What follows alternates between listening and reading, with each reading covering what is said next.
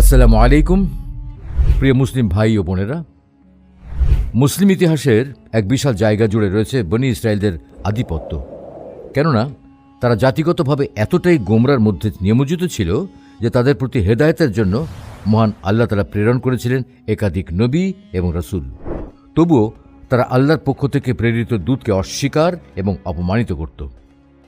যখন পয়গম্বরগণ তাদের সামনে দিনের দাওয়াত নিয়ে যেতেন কিংবা দিন সম্পর্কে তাদেরকে সচেতন করতেন, তখন তারা সেখানে উদ্ভট প্রশ্ন করত এবং দিন প্রচারের কাজে বিড়ম্বনা সৃষ্টি করত। বনী ইসরায়েলদের নবী মুসা আলাইহিস সালামের সময় পৃথিবীর সবচেয়ে জ্ঞানী ও আল্লাহর ইলম দ্বারা পূর্ণ মানুষ খিজির আলাইহিস সালাম বাস করতেন। তার সাথে নবী মুসার একটি ঘটনা যা পবিত্র কোরআনের সূরা কাহফে বর্ণনা করা হয়েছে। যে ঘটনা শুনে মুহাম্মদ সাল্লাল্লাহু আলাইহি ওয়াসাল্লামও নবী মুসার ধৈর্যের ব্যাপারে আফসোস করেছেন। সুপ্রিয় দর্শক, আজকের পুরো ভিডিওটা শেষ পর্যন্ত আমাদের সাথে থাকবেন, কারণ কোরআনে উল্লেখ করা মুসা আলাইহিস সালাম ও খিজির আলাইহিস সালামের এই ঘটনা থেকে আমাদের অনেক কিছু শেখার আছে। উল্লিখিত ঘটনা থেকে কি শিখলাম এবং আল্লাহর প্রিয় বান্দা হওয়ার জন্য আমাদের কি করা উচিত, সেটা নিয়ে ভিডিও শেষ প্রান্তে আলোচনা করা হবে। জাযাকাল্লাহু খায়রান। মুসা আলাইহিস সালাম একদিন বনী ইসরায়েলীদের মধ্যে বক্তৃতা দিতে দাঁড়ালেন।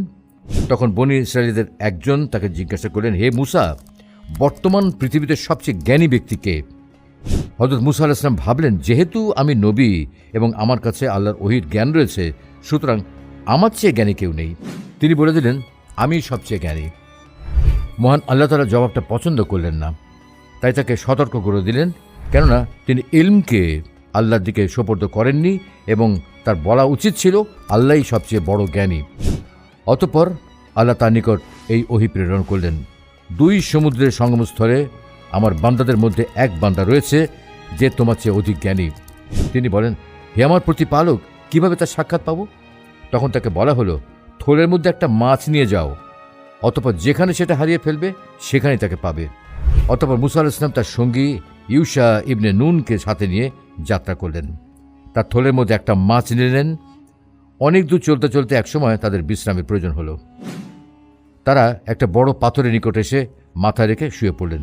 সেই সময় সাথে রাখা মাছটা থলে থেকে বেরিয়ে গেল এবং সুড়ঙ্গের মতো পথ করে সমুদ্রে চলে গেল। এই ব্যাপারটা মুসা আলাইহিস সালাম ও তার খাদিমের জন্য ছিল আশ্চর্যের বিষয়। অতঃপর তারা তাদের বাকি দিন ও রাতভর চলতে থাকলেন। পরে ভোরবেলা মুসা আলাইহিস সালাম তার খাদিমকে বললেন, আমাদের নাস্তা নিয়ে এসো, আমরা আমাদের এই সফরে খুবই ক্লান্ত। একটা বিষয় লক্ষণীয় ছিল, মুসা আলাইহিস সালামকে যে স্থানে নির্দেশ দেওয়া হয়েছিল সেই স্থান অতিক্রম করার পূর্বে তিনি ক্লান্তি অনুভব করেননি। তারপর তার সাথী তাকে বলল, আপনি কি